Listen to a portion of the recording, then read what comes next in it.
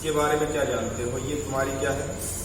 चतुर्थांश एक्सिस। ये एक्स अक्ष है, ये वाई अक्ष, ठीक है। पूरी निर्देशांक कोऑर्डिनेट ज्योमेट्री जो है वो इसी पर डिपेंड है, एक्स और वाई पे। जो भी चीजें पढ़ी जाएंगी वो एक्स और वाई पे ही पढ़ी जाएंगी, ठीक है। कहने का मतलब है एक्स क्या है तुम्हारा? भुज। एक्स क्या है? और वाई क्या है? कोण, ठीक है। एक्स भुज है, वाई कोण। चलो और समझो इसके बारे में। देखो जो भी चीजें हमें फाइंड होंगी, जो भी चीजें प्राप्त होंगी वो किस पर प्राप्त होंगी? मतलब यहाँ पर जो भी मान हम लेंगे, जैसे कोई भी बिंदु ले रहे हैं तो वो इस रूप में एक्स का मान यहाँ लेंगे तो वाई का मान यहाँ पे लेंगे, ठीक है। यहाँ पे एक्स का मान पढ़ना है, यहाँ पे वाई का मान पढ़ना है। बात समझ में आ रही है कि नहीं? ये तो आपका 9th का पोर्शन हो गया। अब सिलेबस क्या है उसके पढ़ना।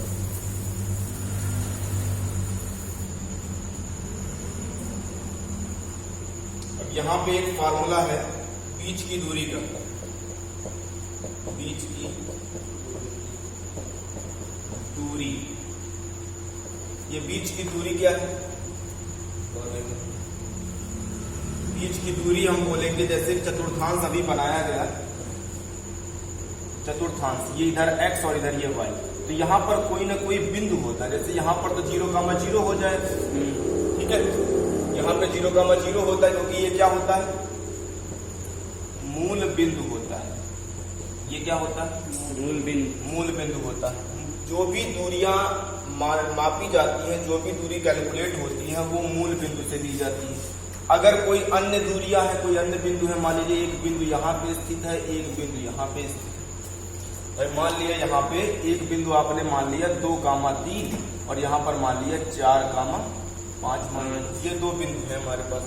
अब ये कह रहा है कि इसके और इसके बीच की दूरी, अर्थात जो बीच की दूरी हम कह रहे हैं, इसके बीच की दूरी की बात हो रही, 2 बिंदुओं के बीच की, इसके बीच की दूरी की बात हो रही, 2 बिंदुओं के बीच की दूरी, ठीक है। तो यहाँ पे देखो फार्मूला यूज करना, क्या यूज करना? फार्मूला यूज करना, ठीक है। तो यहाँ पर d का मतलब डिस्टेंस, d का मतलब डिस्टेंस, अंडर रूट लगाओ। देखो याद करने का देखो तरीका यह है कि यहाँ पर केवल आपको x यूज कर लेना है। कैसे याद करेंगे देखो, रटना नहीं पड़ेगा। प्लस लगाओ, यहाँ पे लिखो y, यहाँ पे लिखो y, ठीक है। इतना तो कर ही सकते हो, कोई दिक्कत तो है नहीं। इतना अगर कर सकते हैं तो अब यहाँ पे क्या करना है? केवल एक नंबर है जिसे याद करना है, 21 और यहाँ पर 21, ठीक। और यहाँ पर लगा देनी है पावर 2। ये कोई नई चीज नहीं है, ठीक है। कहने का मतलब है जो हमारे 2 बिंदु हैं हमारे पास, हमने मान लिया x1, y1 और x2, y2। ये 2 बिंदु थे जिन बिंदुओं को हमने यहाँ पे रिप्रेजेंट कर दिया, मतलब यहाँ पर रखा। अर्थात इनकी जगह पर कोई और भी बिंदु होंगे, जैसे कि यहाँ पे बता रहे हैं 2,3, 4,5।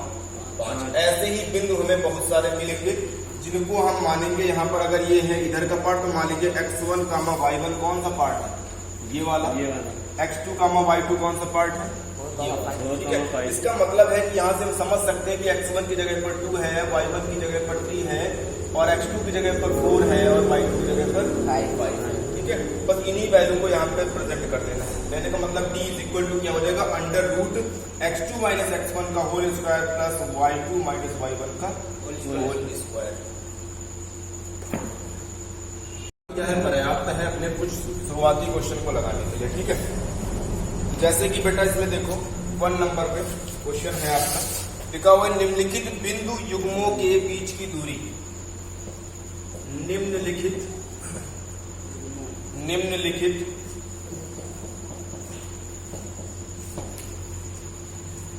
बिंदु युग्मों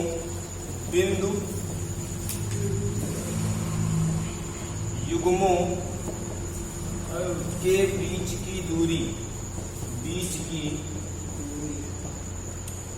दूरी ज्ञात कीजिए। ये क्वेश्चन है आपका, ज्ञात कीजिए। ठीक है, इसका का नंबर पार्ट है, फर्स्ट पार्ट क्या है, लिखा हुआ है 4,3 और 2,5। ठीक है, चलो देखो बहुत ही सिंपल क्वेश्चन है, अभी बता चुके हैं आपको, रिपीट दोबारा लिख लेते हैं। 4,3 और 2,5। देखो बहुत सिंपल तरीके से करेंगे। t is equal to under root x2 minus x1 का whole square plus y2 minus y1 का होल। ठीक है, अब ये वही चीज जो फार्मूला लिखे हुए। ठीक है, अब करना क्या है, अब इस फार्मूले में कैसे रखेंगे इन मान को, ये देखो कैसे रखना। यहाँ पे पेंसिल से या आप जो है रफली वर्क करके ऊपर लिख सकते हो, वैल्यू के ऊपर x1 y1 x2 y2। ठीक है, सिंपल तरीके से बिल्कुल अब बड़ी आसानी से दिख रहा है आपको। ये काम आपको परमानेंटली नहीं लिखना है, पेंसिल से लिख सकते हो यहाँ पे। ठीक है, जिससे कि जो है लगे बिना कि ये पहले से लिखा हुआ है, लगाने में थोड़ा जो है आसानी हो जाएगी। अब यहाँ से देख लो x2 की वैल्यू, x2 की जगह पर क्या लिखा हुआ है 2, तो यहाँ से देख लो x2 की जगह पे 2 माइनस का x1 कहाँ है 4, होल स्क्वायर लगा है, लगा दीजिए। y2 कितना है 5 माइनस y1 कितना है 3। देखो बिल्कुल simple. t is equal to under root लगा। ठीक है, अब यहाँ पे देखो, यहाँ पे ध्यान देना, यहीं पे गलती होती है सबसे ज्यादा। 2 माइनस 4 लिखा हुआ है, इसका मतलब 2 में तो 4 नहीं घटा सकते, 4 में 2 घटाओगे ना, 4 में 2 घटाओ कितना आएगा 2 आएगा, लेकिन बड़ी संख्या का चिन्ह देख लो यहाँ, माइनस के 2 का होल स्क्वायर प्लस यहाँ पे घटा दो 2, यहाँ पे 2 आएगा, लेकिन बड़ी संख्या तो प्लस की है तो प्लस का हो जाएगा। ठीक है, अब यहाँ से d इज इक्वल टू कितना हो जाएगा अंडर रूट -2, माइनस का अगर वर्ग कर दे तो कितना आएगा, माइनस का वर्ग करेंगे तो प्लस में आएगा ना, तो प्लस में वैल्यू आ जाएगी, 2 का वर्ग करेंगे तो 4 हो जाएगा, 4 प्लस इसमें 4, दोनों वैल्यूज 4 आ रहे हैं। ठीक है, d इज इक्वल टू कितना हो जाएगा 8 आ गया। अब चाहे तो हम क्वेश्चन को यहीं पे छोड़ सकते हैं। ठीक है, लेकिन थोड़ा सा और कर सकते हैं, तो उतना भी कर लेते हैं, क्यों छोड़ेंगे। ठीक है, यहां से कितना हो जाएगा 2√2। ये क्यों हो रहा है, ये साइड में देख लो यहाँ पे, क्योंकि ये 8 लिखा हुआ है, अंडर रूट लिखा हुआ है, इसको आप तोड़ोगे तो किसमें हो जाएगा 4 into 2 में तोड़ सकते हो। 4 का वर्गमूल होता है तो वर्गमूल संख्या बाहर आ जाती है। ठीक है, कोई बात नहीं, अगेन दोबारा देख लेते हैं। ठीक है, इसे 8 लिखा हुआ है, इसका वर्गमूल कर लेते हैं, यहां से 4 into 2। ठीक है, तो 4 का वर्गमूल करेंगे तो कितना आ जाएगा 2, और वर्गमूल वाली संख्या बाहर हो जाती है, जिसका वर्गमूल नहीं निकलेगा वो अंदर हो जाएगा, अर्थात 2√2 हो जाएगा। इस वैल्यू को यहाँ पे लिख लेंगे, और इसके बाद में क्योंकि ये क्या है बीच की दूरी आ रही है, ये क्या है बीच की दूरी है, तो इसका कोई सेंटीमीटर मीटर दूरी हमेशा सेंटीमीटर मीटर में होती है, लेकिन अब यहाँ पर तो कुछ है नहीं, तो यहाँ पर हम मात्रक यूज कर लेंगे, क्या यूज कर लेंगे मात्रक, और यही आपके बीच की दूरी आंसर है इस क्वेश्चन।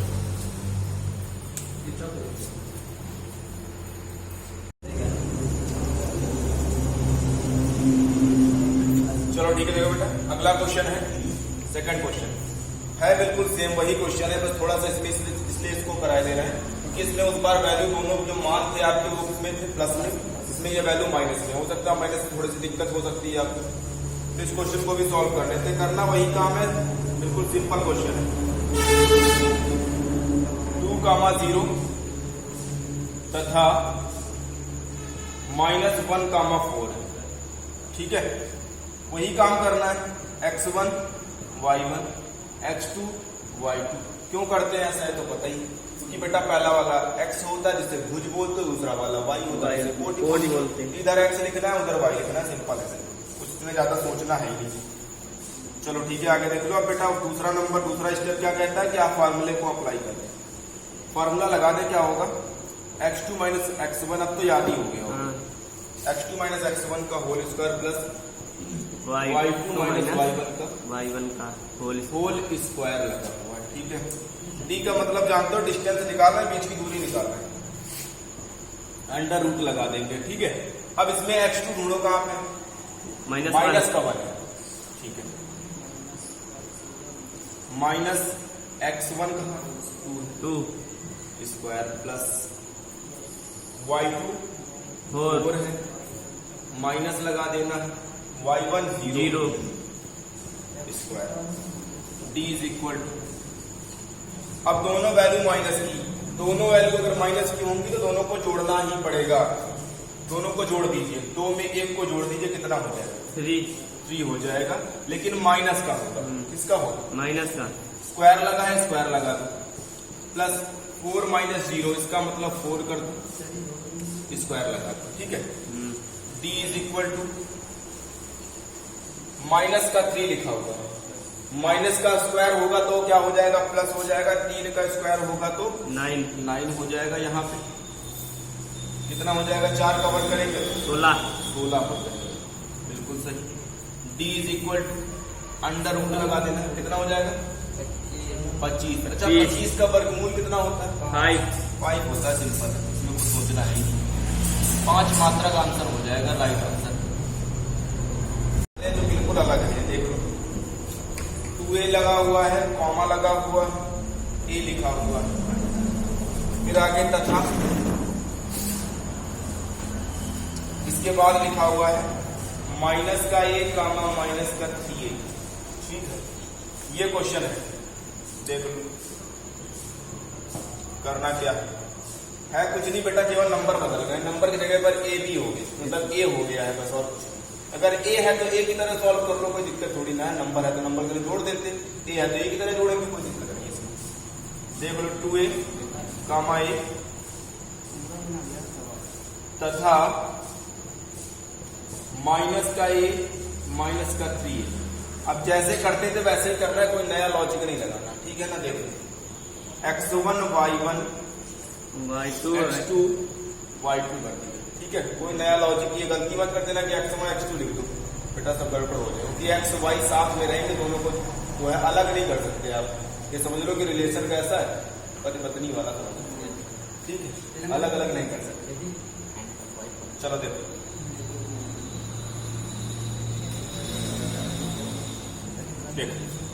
सिंपल है, फार्मूला नहीं पूछ सकते, बिना फार्मूले के तो कुछ होने वाला है नहीं। x2 माइनस x1 का whole square plus y2 minus y1 का होल स्क्वायर। ठीक है, d बराबर लिख दो, अंडर रूट लगा दो, x2 चलो कहां पे है, माइनस का a, फिर माइनस लगा हुआ है। ठीक है, x1 कहां पे है, यहाँ पे है, कोई दिक्कत नहीं है, यहाँ पे कर दो, ब्रैकेट लगाओ, स्क्वायर लगाओ, प्लस लिख दो, y2 कहां पे है, माइनस का 3a, माइनस लगा हुआ, फार्मूले का लगा दो, y1 कितना है, a है। ठीक है, सिंपल है, स्क्वायर लगा दो, d is equal to under root. अब यहाँ पे देख लो, दोनों चीजें माइनस की है, और यहाँ पे समस्या ये आती है कि इसको जोड़े कैसे। तो बेटा ये चीज आप पहले से ही जानते हो, यहाँ पे 1 होता है जो कि छिपा हुआ होता है, हिडन होता है, लेकिन जब जरूरत पड़ती है तो उसको बाहर निकाल देते हैं। ठीक है, अब दिख रहा है साफ साफ 1, आराम से 2 में 1 को जोड़ दो, लेकिन माइनस का चिन्ह नहीं छोड़ना, माइनस का चिन्ह नहीं छोड़ना, तो हो जाएगा आपका 3a का होल स्क्वायर प्लस, इसमें भी 1 होता है, ये भी जुड़े क्योंकि दोनों माइनस के, माइनस का 4a का whole square. d is equal to, वही फॉर्मेट, माइनस का वर्ग करेंगे तो प्लस में वैल्यू हो जाएगी, 3 का वर्ग करेंगे तो 9a, और ये a का स्क्वायर तो 9a स्क्वायर, प्लस में ये हो जाएगा 16a स्क्वायर हो जाएगा। देख लो, सिंपल है, पीछे का पार्ट देख रहे हो बेटा, a स्क्वायर जोड़ने में कोई दिक्कत नहीं आनी चाहिए, सिंपल तरीके जोड़ दोगे, 25a स्क्वायर हो गया। ठीक है, अब इतना तो आप जान ही रहे हो यहाँ से कि 25 का वर्गमूल करेंगे तो 5 आ जाएगा, a स्क्वायर का वर्गमूल करोगे तो a आ जाएगा, मतलब 5a वैल्यू हो जाएगी आपकी, वर्गमूल देखो हो गया। और मात्रक ना लिखना मत भूलो, क्योंकि इसका कोई भी मात्रक नहीं होता, तो केवल मात्रक लिख देते हैं। ठीक है, तो ये आपका आंसर हो जाएगा, राइट। वही फॉर्मेट आपको a b लिखा हुआ है माइनस का ए माइनस का बी, साफ साफ दिख रहा होगा। अब यहाँ पे देख लो बेटा ए कामा बी माइनस ए माइनस बी लिखा बी। इसके ऊपर अपनी सुविधा के लिए अपने जो है यूज के लिए हम x1 y1 x2 y2 लिख लेंगे, ठीक है। अब यहाँ पे फॉर्मूले में देखो t is equal to x2 minus x1 का whole square plus y2 minus y1 का होल स्क्वायर। अब सिंपल तरीके से जोड़ो, कहाँ पे x2 कहाँ पे है माइनस का, x2 कहाँ पे है माइनस का a है, x1 कितना है a, देखो सिंपल स्क्वायर लगा दो प्लस लिख दो, y2 कितना है माइनस का b माइनस लिख दो, ठीक है। y1 कितना है b, ठीक है, स्क्वायर लगा दो। कोई दिक्कत नहीं, कोई परेशानी नहीं, सिंपल है। दोनों वैल्यू माइनस में है, ठीक है, दोनों वैल्यू किसमें माइनस में। अब यहाँ पे आप देख रहे हो बेटा जब इसके आगे नंबर नहीं होता, कोई भी गुणांक नहीं होता जड़ संख्याओं के पहले, तो हम 1 को मान लेते हैं, मतलब मान के लेते हैं, वो होता ही है, ठीक है। तो यहाँ पर 1 है, यहाँ भी 1 है, इसका मतलब माइनस का 2a का होल स्क्वायर लगा देंगे प्लस लिख देंगे। वही प्रक्रिया इसमें भी अपनानी है, 1 1 आगे होता ही है, तो माइनस का 2b स्क्वायर कर देंगे, ठीक है। इसके बाद d is equal to under root लगा देंगे और यहाँ से कर देंगे आप माइनस तो माइनस प्लस हो जाता है वर्क करने पर, यहाँ पर 4a स्क्वायर हो जाएगा प्लस में यहाँ पे 4b स्क्वायर हो जाएगा, ठीक है। अब यहाँ पर करना क्या है, यहाँ पे आप देख रहे हैं कि 4 जो है दोनों जगह पर है, तो 4 को आप कॉमन कर सकते हैं, क्या कर सकते हैं कॉमन कर सकते हैं। d is equal to under root, यहाँ से 4 जैसे ही कॉमन होगा तो आपको ब्रैकेट के अंदर value a square plus b square बच जाएगा, ठीक है। अब यहाँ पे जो 4 लिखा हुआ है आपका, इसका अगर हम वर्गमूल कर लें, क्योंकि ये रूट क्या कहता है कि इसका वर्गमूल करो, अगर वर्गमूल होगा तो करेंगे, क्योंकि हो रहा है 4 का वर्गमूल कितना होता है 2, इसका मतलब उसको रूट से बाहर आना ही होगा अगर वर्गमूल हो जाता है तो यहाँ से d इज इक्वल टू हो जाएगा आपका 2, और बेटा इसका कुछ नहीं हो सकता। क्यों नहीं हो सकता? क्योंकि अगर होल स्क्वायर होता तो बहुत कुछ हो जाता, मतलब पूरी वैल्यू से स्क्वायर हट जाता, लेकिन यहाँ पर a square plus b square लिखा हुआ, इसलिए इसका आप जो है स्क्वायर रूट नहीं निकाल सकते। यहाँ पर लिख देंगे आप a square plus b square, बस यही पे छोड़ देंगे, यहाँ पे लिख देंगे मात्रक, और ये आपका आंसर आ चुका है। x अक्ष क्वेश्चन लिख लेते हैं पहले। x अक्ष पर वह बिंदु क्या कीजिए ब्रैकेट 2 कॉमा माइनस 5 ब्रैकेट और ज्ञात कीजिए जो ब्रैकेट 2 कॉमा माइनस 5 ब्रैकेट और ब्रैकेट माइनस 2 और माइनस 2 कॉमा 9 से समदूरस्थ